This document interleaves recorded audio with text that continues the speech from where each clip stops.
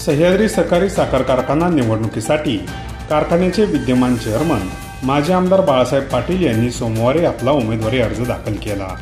यावेळी बाळासाहेब पाटील यांना विरोधी पॅनल संदर्भात प्रश्न विचारला असता दुसऱ्या पॅनलविषयी मला माहिती नसल्याचे सांगत कुणाला चेअरमन करायचं हे सभासद ठरवतील असंही सांगितलं। विरोधकांनी असं जाहीर आव्हान केलंय निवडणुकीमध्ये चेअरमन आणि माजी चेअरमन करणार। सहकारी कारखान्याच्या निवडणुकीमध्ये कारखान्याचा चेअरमन कोण निवडायचा यासाठी पॅनल केलं जातं आणि त्याला सर्वसामान्य सभासद हे सहकार्य करत असतात आणि त्यानंतर संचालक मंडळ निर्णय घेऊन चेअरमनची निवड करत असतात आणि हा अधिकार या सह्याद्री कारखान्याच्या स्वाभिमानी सभासदांचा अधिकार आहे।